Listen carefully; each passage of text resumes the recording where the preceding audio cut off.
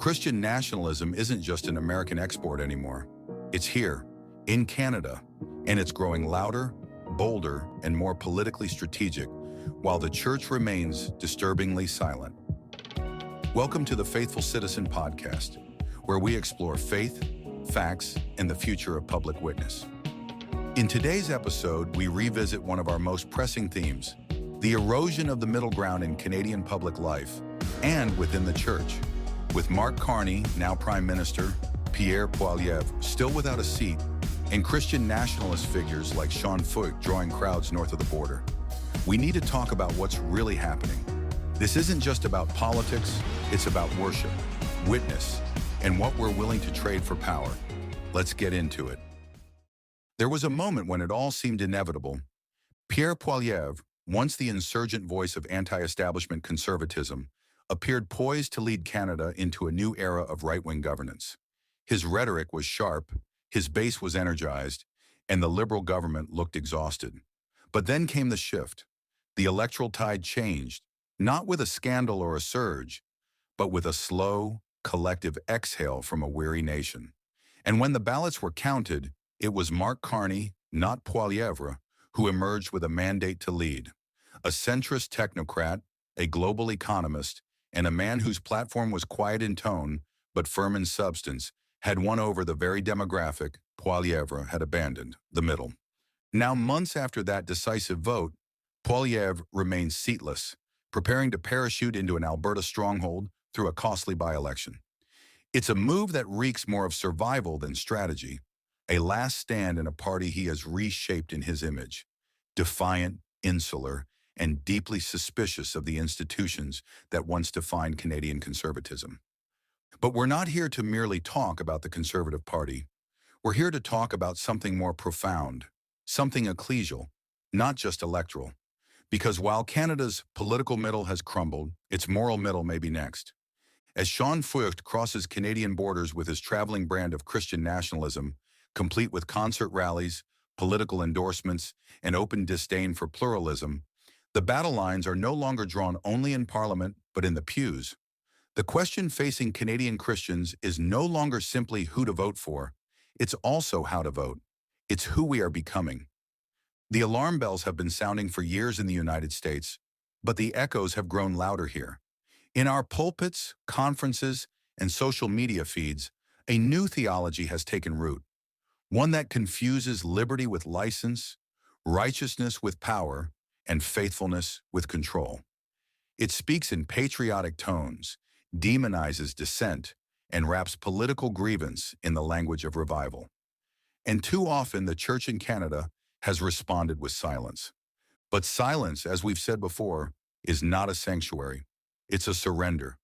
This is a moment of reckoning, not just for one political party or one performer, but for a church caught between witness and withdrawal, truth and tribalism, grace and nationalism. If we're to remain faithful in this cultural moment, we can't afford to retreat into mythologies of neutrality, nor can we baptize partisan dominance as gospel truth. We must once again speak clearly, live prophetically, and dwell courageously in the uncomfortable, often contested middle, the place where the gospel has always done its most disruptive work. If we don't name what's happening now, we may lose far more than an election. We may lose the church's very capacity to speak with conviction when it matters most. There was a time not so long ago when Canadian conservatism took pride in its balance. The progressive conservative tradition once held together a broad coalition of fiscal moderates, social centrists, Western populists, and institutionally minded Eastern voters. It was imperfect, certainly, but it was recognizably Canadian, cautious, principled, and capable of compromise. But that coalition is now a memory. Under Pierre Poilievre's leadership, the Conservative Party has not only shifted rightward, it has abandoned the very center it once needed to govern. What began as an appeal to affordability and frustration calcified into something more brittle and more ideological. What was once framed as an attack on gatekeepers became an attack on institutions. What started as a rallying cry for freedom became a platform for suspicion, resentment, and grievance. And when the party needed to pivot, to soften its tone, broaden its reach, and reassure the moderate majority, it doubled down instead. Poilievre's refusal to change course following his electoral loss is emblematic of the deeper problem. Rather than contest a suburban swing riding or demonstrate national relevance, he chose to attempt to re-enter Parliament through an all-but guaranteed stronghold in rural Alberta, a seat he doesn't reside in, represent, or belong to. The symbolism is hard to miss. A leader who claimed to speak for the typical Canadian is now staging a political resurrection from one of the safest, least diverse, and most ideologically homogenous ridings in the country. This isn't coalition building, it's a clear retreat. And for many moderate conservatives, this move confirms what they've long feared. The party no longer sees them, not as voters, not as partners, not as Canadians worth persuading. It has chosen instead to mirror the politics of populist allegiance, turning loyalty into litmus and criticism into betrayal.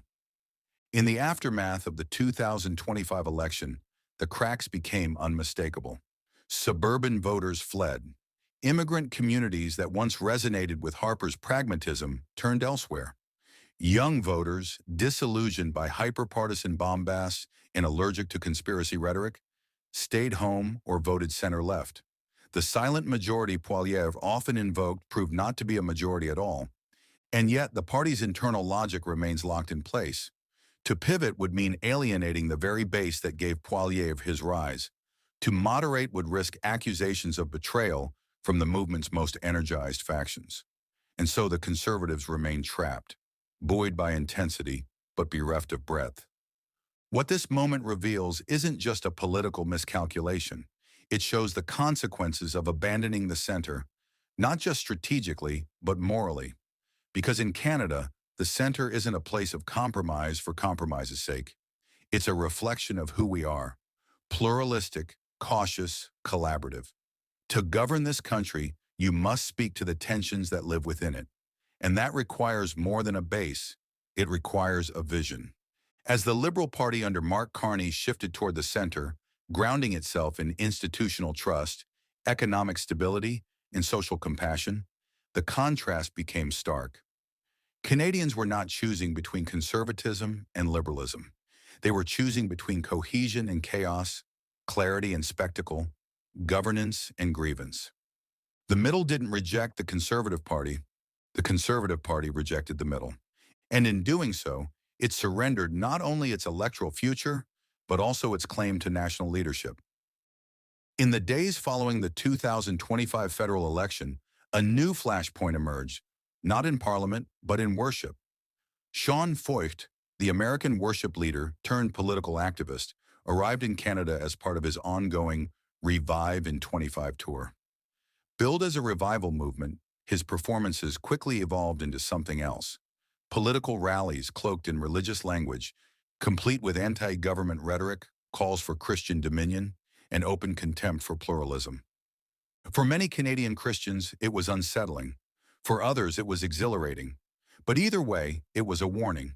Feucht's presence wasn't just a concert, it was a cultural incursion, one that laid bare a growing alignment between far-right populism and a particular strain of charismatic Christianity.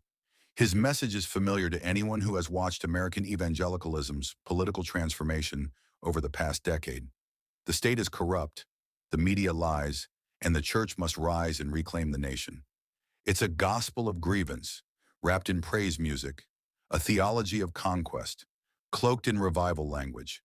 And now it's being imported to Canada. Feucht's rallies made headlines not just for their tone, but for their timing. Held in public parks and city squares, often without permits, they defied public order and framed opposition as persecution. Local pastors expressed concern. Interfaith leaders pushed back. Municipal officials, many of whom had previously welcomed worship gatherings, found themselves caught between constitutional freedoms and the growing threat of politicized religion. What's happening here isn't just a question of religious expression, it's a test of how far Christian nationalism can travel across borders and how ready the church in Canada is to respond. Make no mistake, Christian nationalism is not a uniquely American problem. It thrives wherever fear is marketed as faith, Wherever political grievance is mistaken for spiritual urgency, and wherever worship is repurposed as a weapon in a culture war, and it's spreading in Canada. We've seen it in the embrace of convoy theology, where opposition to public health measures was framed as a form of divine resistance. We've seen it in pulpits that echo anti-immigrant sentiment while preaching the parable of the Good Samaritan. We've seen it in conferences that champion religious liberty, but only for those who pass a theological or political litmus test. Feucht's arrival is simply the most visible expression of a movement that has long been growing in whispers. And what makes it especially dangerous in a Canadian context is the veneer of plausibility, the language of worship, the aesthetics of revival, the appeal to family values. But underneath it all is a message antithetical to the gospel, that power is the goal, enemies must be vanquished, and only a particular kind of believer belongs.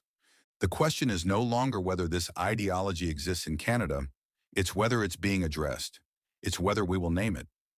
Naming it is the first step toward resisting it, and failing to name it, under the guise of neutrality, charity, or confusion, only hastens its spread. The gospel is not a partisan platform, and worship was never meant to be weaponized. For years, Christian leaders in Canada have watched the American church's flirtation with nationalism with a kind of cautious detachment, grieved by the spectacle, but convinced that such extremism could never take root here. Canada, after all, prides itself on being moderate, multicultural, and measured. We are not America, but that assumption no longer holds. What once seemed unthinkable has become undeniable. The same forces that reshaped evangelicalism in the United States, political tribalism, cultural grievance, theological distortion, are alive and growing in Canadian soil, and they are being watered by a church too often unwilling to speak plainly about what it sees. We have our convoy movements, complete with scripture-quoting figureheads and Jesus is King placards. We have pastors who declare from their pulpits that vaccine mandates are the mark of the beast, and that climate policy is a globalist plot. We have Christian influencers who treat civil disobedience as a sacrament, and Christian media outlets that recycle American talking points with a Canadian accent. And now we have public rallies where worship is used to sanctify nationalism, and those who critique it are branded as enemies of the gospel. This isn't just mimicry, it's metastasis. Canadian Christian nationalism doesn't always resemble its American counterpart. It's subtler, more polite, and more Canadian in tone. But its core is the same, a desire to fuse faith with cultural power, to reclaim a mythical past when we were in charge, and to delegitimize all who don't conform. It speaks of freedom, but means control. It champions family values, but weaponizes them against the vulnerable. It calls for revival, but demands obedience. And it's creeping into the center of our religious life. This isn't a fringe movement. It's being platformed at significant conferences. Trusted pastors are sharing it.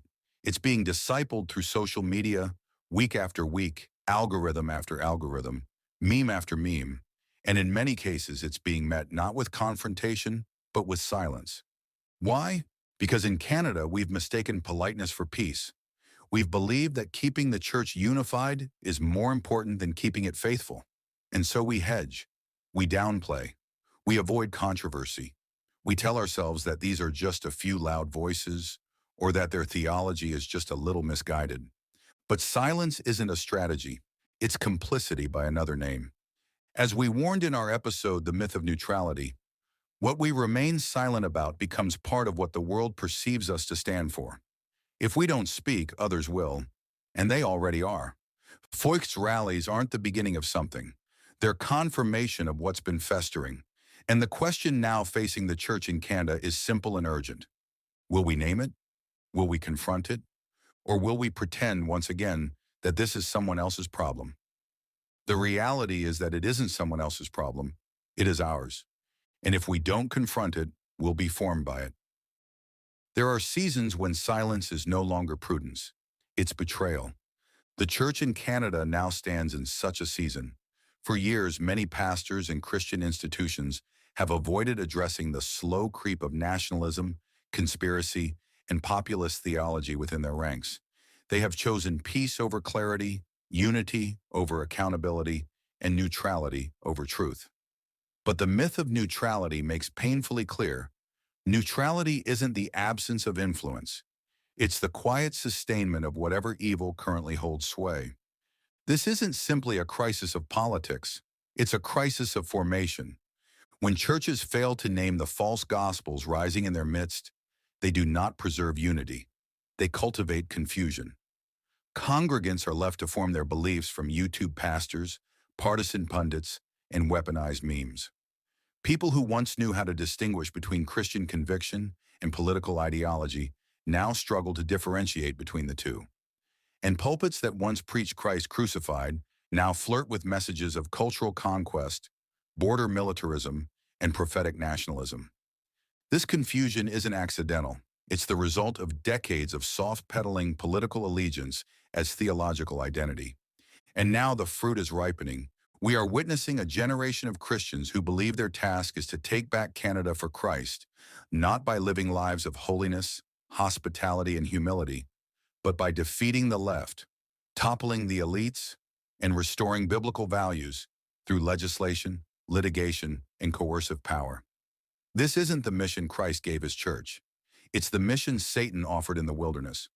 All this I will give you, if you will bow down and worship me. And yet the church bows, not always with words, but with silence. That silence, if left unchecked, will rot our witness from the inside, because a gospel that cannot name the idols of its own culture is not the gospel at all. A church that refuses to speak clearly in moments of moral confusion has forfeited the right to be heard. And a pastor who will not name the moment because it might cost him members is not guarding the flock. He's abandoning it. Scripture is filled with warnings for such times. The prophet Isaiah warns of those who call evil good and good evil. Jesus condemns the religious elite for neglecting the weightier matters of the law, justice, mercy, and faithfulness. The Apostle James declares that faith without works is dead, and Ezekiel proclaims judgment on the silent watchman who sees danger and says nothing. We can't opt out of this moment. We're either forming a generation for Christ or we're surrendering them to counterfeit gospels dressed in patriotism and performance. We're either speaking truth with grace or allowing others to disciple our people into fear, anger, and spiritual conquest. And if we don't speak now, we may soon find ourselves presiding over churches that bear Christ's name but reflect Caesar's values. This is the cost of not naming the moment, and it's a cost we can't afford to keep paying. For decades, the Conservative Party of Canada has been the political home for a wide swath of the country's religious voters. Evangelicals, traditional Catholics, and many cultural Christians naturally aligned with its messaging on family, fiscal prudence, and religious liberty. The partnership was rarely perfect, but it was familiar, predictable, mutually beneficial. That alignment is now in crisis. The Conservative Party under Pierre Poilievre hasn't merely shifted to the right, it has evolved into something many within the faith community no longer recognize. What was once a movement rooted in incrementalism and institutional respect now traffics in spectacle and ideological purity. What was once a home for social conservatives who valued policy nuance is now a rallying point for digital firebrands and conspiracy-adjacent influencers. And yet, for many Christians, political loyalty remains. They stay because the alternative feels unthinkable, because the rhetoric on religious freedom still resonates, because the fear of moral decline has been carefully cultivated for decades, because they've been told again and again that to vote any other way is to betray their faith. However, a quiet disillusionment is growing increasingly, especially among younger believers, immigrants, and those with proximity to the margins. They see the anger, the scapegoating, the disregard for the vulnerable. They hear the dog whistles, the flirtation with authoritarianism, the silence on poverty and indigenous reconciliation. They see a party more concerned with punishing elites than uplifting the broken. And they ask, where is Christ in this? Too often they don't hear an answer. They hear defensiveness, accusations of being woke or compromised. They are told they've been deceived rather than discipled, and so they quietly leave, not just the party, but sometimes the church altogether. This fracture matters not because political parties are owed anyone's loyalty, but because the church has too often hitched its witness to a political wagon. The erosion of credibility within the Conservative Party is spilling over into the pews. And the people who are walking away aren't abandoning Christ. They're abandoning a version of Christianity that feels increasingly indistinguishable from partisan performance.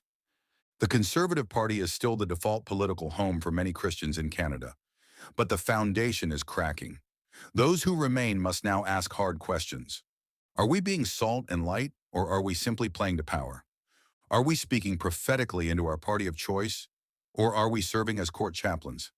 Are we following Christ, or are we following those who promise to bring our country back, even if it means trampling our neighbor in the process?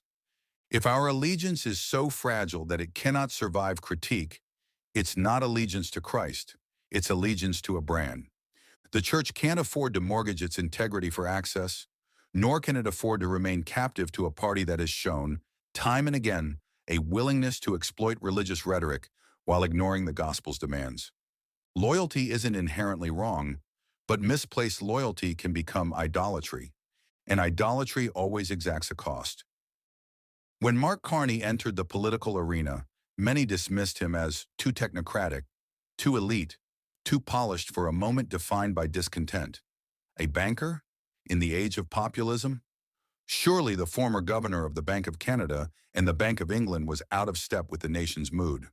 But Carney's appeal wasn't in spite of his temperament. It was because of it. He didn't promise revolution. He promised responsibility. He didn't rail against institutions. He reassured Canadians of their necessity. He didn't posture. He explained. And in a season of economic strain, cultural noise, and political fatigue, that steadiness began to sound less like establishment aloofness and more like leadership. It was not that Carney was perfect. He wasn't. It's that he was measured. And in a political moment dominated by extremes, that alone was enough to galvanize the middle. And herein lies the question, not for the Conservative Party, but for the church. Are we capable of the same recalibration? Carney didn't win by courting the loudest voices or flattering his base. He won by turning toward the very voters his opponents ignored, the hesitant, the moderate, the disillusioned middle. He offered a vision of Canada that didn't depend on enemies to animate it, and it worked. So again, what would it look like for the church to do the same? What if, instead of echoing the outrage of our culture, we offered an alternative rooted in conviction and calm? What if, instead of chasing influence by mimicking the world's theatrics, we embodied faithfulness in the mundane and the measured? What if we stopped trying to take back the country and started loving it as exiles, bearing witness, not waving flags?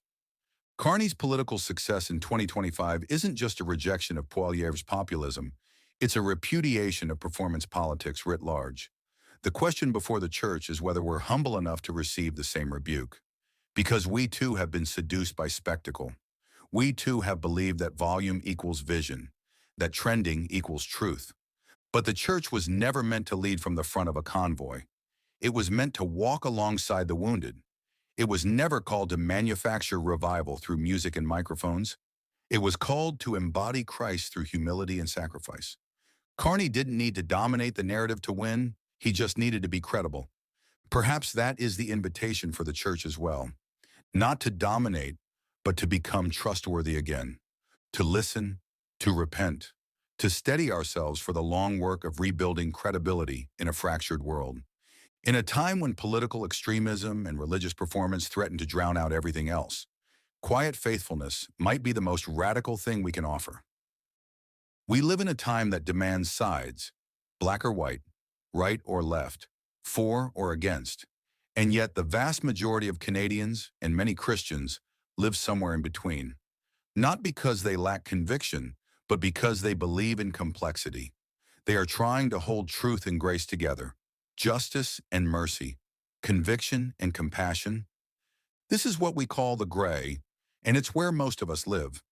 But in the church, the gray has become an uncomfortable place. It's seen as a compromise by the culture warriors and cowardice by the ideologues. Those who try to dwell in it are often pulled toward the margins by louder voices, and many, exhausted by the pressure to choose between extremes, eventually go silent. Yet the gray is precisely where the gospel has always done its most transformative work. Jesus himself navigated the tensions others avoided. He challenged religious legalism without discarding the law. He rebuked the empire without rallying a rebellion. He stood with the poor and the powerful alike, not to flatter, but to call all to repentance. He embodied truth and grace, not as opposing forces, but as two hands of the same gospel. It was in the gray that he knelt to wash Judas's feet. It was in the gray that he forgave a thief while bleeding beside him. It was in the gray that he refused to be co-opted by the politics of his day, declaring, "My kingdom is not of this world." This is the witness we need in Canada now. Not louder culture wars, but a deeper presence. The battle for Canada's soul will not be won through rallies or referendums. It will be shaped day by whether Christians are willing to live faithfully in the messy middle, to resist both retreat and dominance, to speak when it's easier to be silent, to love when it's easier to label, to stay when it's easier to separate. The gray is not a place of indecision. It's the place of discernment. It's where nuance lives. It's where neighborliness matters more than ideological victory. And it's where the church must now choose to plant its feet. The myth of neutrality reminded us that silence isn't faithfulness, but neither is spectacle. The way forward isn't domination. It's a grace-filled engagement, not a withdrawal from the world and not a takeover of it, but a bearing of witness to something more profound than both. To live in the gray is not to lack a side, it's to refuse to weaponize one. When faithfulness becomes synonymous with partisanship, the church loses its power to speak into anything outside its echo chamber. But when the church dares to stand in the uncomfortable middle, with conviction, compassion, and clarity, it becomes what it was always meant to be: salt, light, and leaven. The gray isn't glamorous, it isn't algorithm-friendly, but it is holy ground, and it's where Christ still walks. The story of Canada's 2025 election will be studied for years to come. But what will matter far more than who won or lost is what this moment has revealed. About our politics, yes, but even more so about our witness. The church in Canada isn't just at risk of losing cultural influence, it's at risk of losing something far more sacred: its integrity. This isn't just about Pierre Poilievre or Mark Carney. It's about who the church chooses to be when the idols of nationalism, power, and purity come calling, when worship is co-opted, when truth is softened, when silence is mistaken for grace. We're not just losing the political middle, we're hemorrhaging the moral middle, that sacred space where faith is lived out in tension, where truth and love hold hands, where nuance is not a liability, but a calling. If the church continues to retreat into tribalism or performative neutrality, it will not only become irrelevant, but also lose its credibility. It'll become indistinguishable from the world it was sent to transform. We must choose another way. We must name the idols that parade as revival. We must disentangle discipleship from party loyalty. We must be willing to lose platform and power to keep our soul, and we must return to the complex, patient, unglamorous work of dwelling in the gray, where Christ still ministers, where the Spirit still moves, where grace and truth still rise together. The myth of neutrality is no longer tenable. The allure of dominance is no longer defensible. What remains is the call of Christ: "Come, follow me," not into spectacle, not into silence, but into faithfulness. This isn't about saving a political movement, it's about recovering a Christian witness. Because we're not merely losing the middle, we're losing the church's capacity to hold it. And if we don't reclaim it now, with clarity, courage, and grace, we may soon find ourselves with beautiful buildings, polished worship, and strategic alliances, but no voice that heaven recognizes. Let's not wait for that day. Let's speak now. Thanks for joining us today on the Faithful Citizen Podcast. If this episode challenged you, encouraged you, or gave you something to think about, we'd love for you to help spread the word. Like, subscribe, and leave a review wherever you listen. And if you've got thoughts, questions, or stories to share, connect with us on Threads and Substack. Let's keep the conversation going and keep walking faithfully even when the path leads through the gray. Until next time, stay grounded, stay gracious, and stay faithful.